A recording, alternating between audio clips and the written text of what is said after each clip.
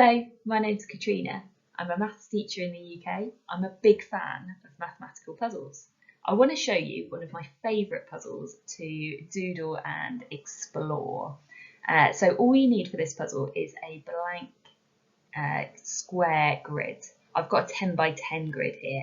If you've got an old exercise book with squared paper in it, this can be quite fun to do in the back. I've got a few of those lying around at school, so I like to doodle this in the back sometimes. Don't tell your teachers if you plan to do that in your own exercise books. What I'm going to do with this square grid is fill it up with rectangles. So I've drawn one in there and you can see I've counted the squares inside it. That rectangle I drew contained 18 squares. Here's a rectangle that contains 16 squares. It's actually a square, but that's fine. Squares are just special rectangles. Here's one that contains 7 squares. Here's another one, that's 4 rows of 9 squares, so that's 36. I'm going to fill some up here. What I'm doing really is writing in their areas how many squares are contained inside them. Brilliant, I filled my whole grid with rectangles and I've written in their areas. Well, what was the point? Here's the next stage. I'm going to calculate my score. Now my score is the difference between the largest and smallest areas that are in my grid. Here that's 36 minus 7. The challenge is to get the best possible score. So I need to explain two things at this point. Firstly, what do I mean by best here? What's a good score? I'll get to that in a minute.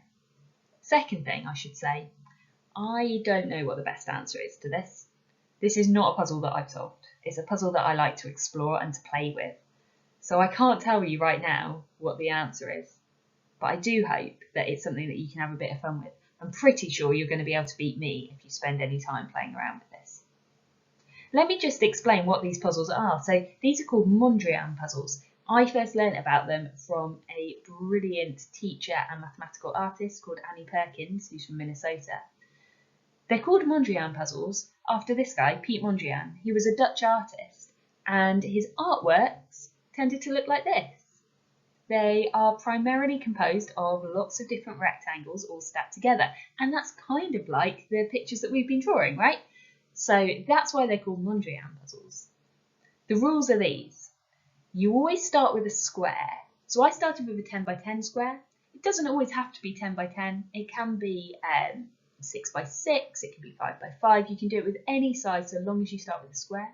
And you fill your square with rectangles, but there's a key rule. Rectangles must be different. So, for example, I couldn't replace my 36 with 16 and 20 like this because I'm repeating the same rectangle in the top and bottom corners there. I've got that 4 by 4 square appearing twice. That's not allowed. So I'm going to have to rub that out. What I might do though, I am allowed to do this. Even though I've now got 2 rectangles with an area of 8, that's fine. Because I am allowed to repeat an area if it's not the same rectangle. So 2 different rectangles that happen to have the same area, that's okay. Once you've done that, you calculate all the areas and you calculate your score, which is the difference between largest and smallest, which reminds me that I need to update my score now because I have rubbed out the 36. So my score now is actually going to be 27 take away 7, which is 20. Now this is good because the challenge is to try and get the lowest possible score. So I have just improved my answer to this puzzle by making that substitution. My challenge to you is, can you go lower? Can you fill a 10 by 10 grid with rectangles according to these rules, no repeats, calculate a score that is lower than 20? I'm pretty sure you can if you play around with this for a while. And once you've beaten me, can you beat yourself? What's the lowest score you can make? What strategies are useful? You might find it helps to start looking at smaller squares.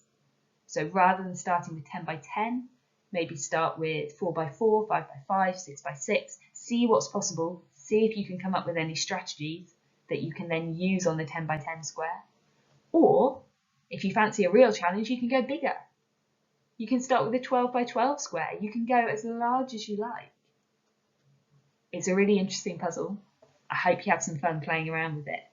Best of luck.